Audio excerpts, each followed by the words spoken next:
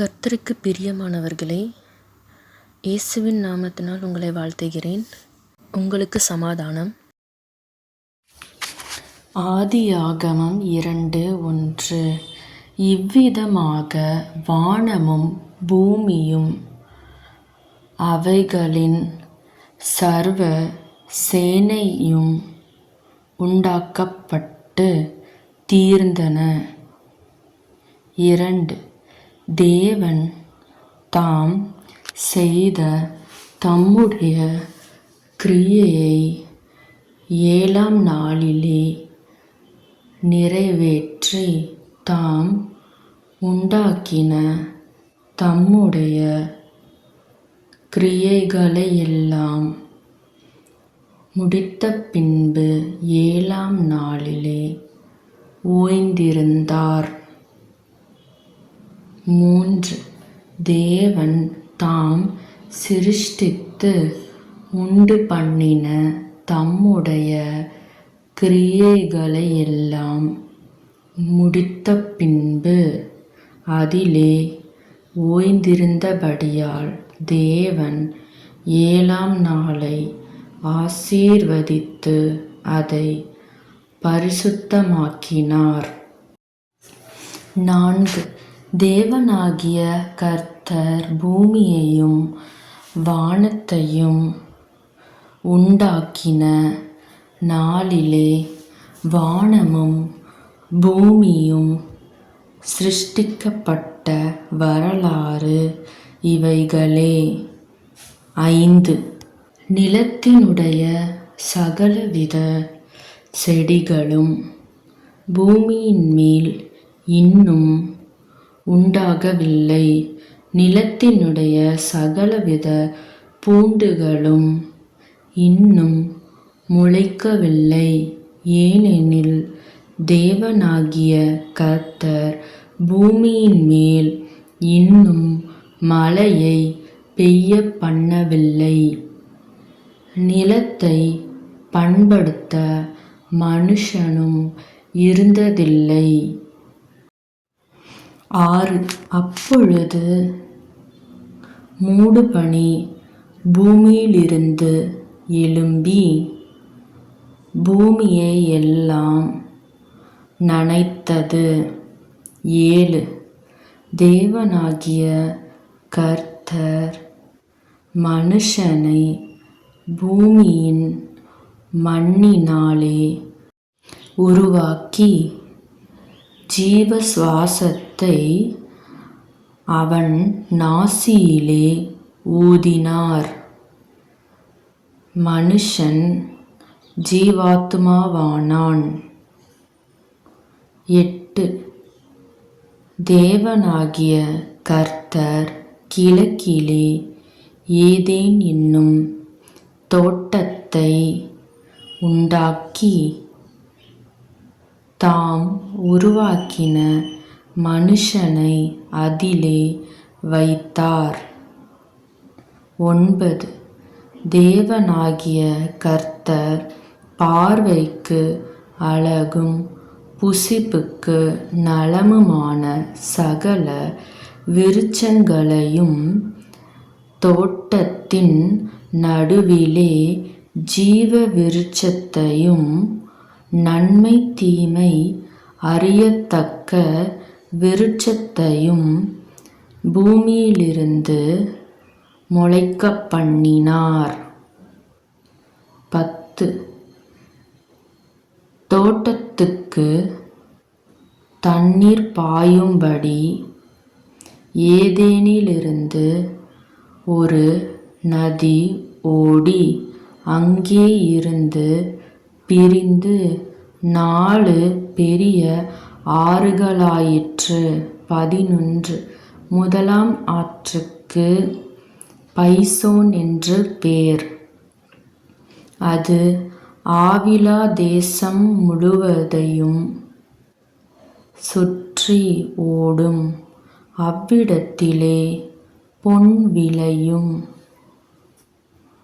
12. அந்த தேசத்தின் பொன் நல்லது. அவ்விடத்திலே பிதொலாகும் கோமேதகக் கல்லும் உண்டு. 13 இரண்டாம் ஆற்றுக்கு கீகோன் என்று பேர். அது எத்தியோப்பியா தேசம் முழுவதையும் சுற்றி ஓடும். 14 மூன்றாம் ஆற்றுக்கு இதெக்கேல் என்று பேர். அது அசீரியாவுக்கு கிழக்கே ஓடும். 4ஆம் ஆற்றுக்கு ஐபிராத்து என்று பேர். 15 தேவனாகிய கர்த்தர் மனுஷனை ஏதேன் தோட்டத்தில் அழைத்து கொண்டு வந்து அதை பண்படுத்தவும் காக்கவும் வைத்தார்.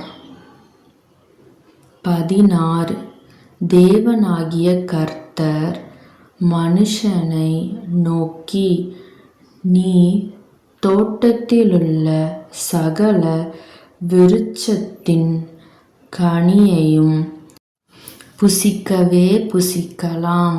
17 ஆனாலும் நன்மை தீமை அறியத்தக்க விருட்சத்தின் கனியை புசிக்க வேண்டாம்.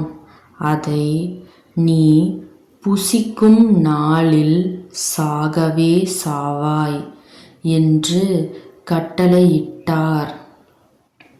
18 பின்பு தேவனாகிய கர்த்தர் மனுஷன் தனிமையாயிருப்பது நல்லதல்ல,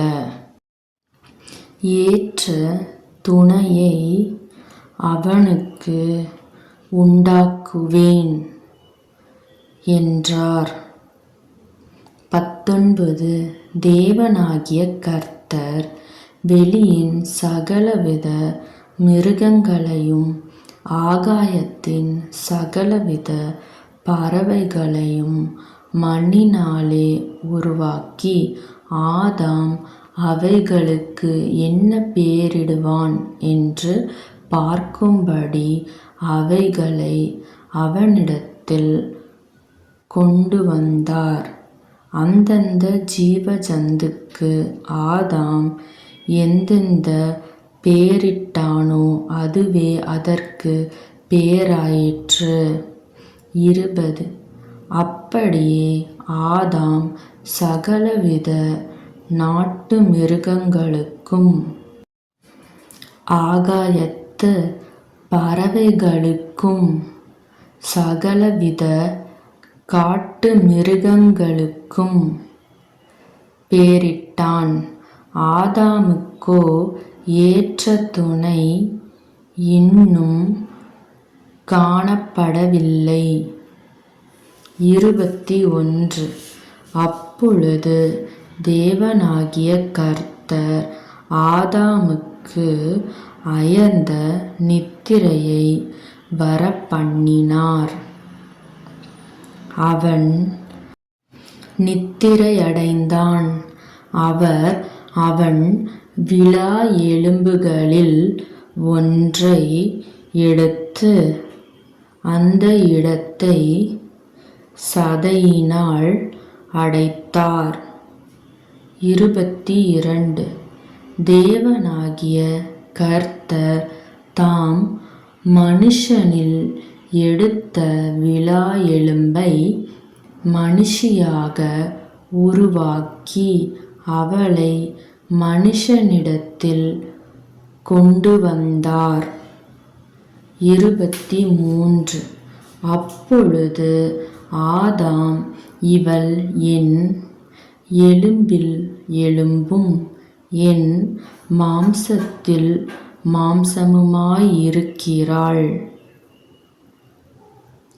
இவள் மனுஷனில் எடுக்கப்பட்டபடியினால் மனுஷி எண்ணப்படுவாள் என்றான்.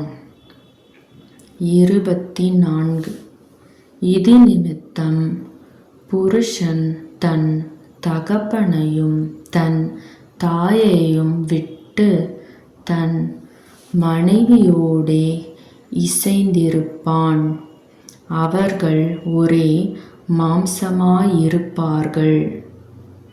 25 ஆதாமும் அவன் மனைவியுமாகிய இருவரும் நிர்வாணிகளாயிருந்தும் வெட்கப்படாதிருந்தார்கள்.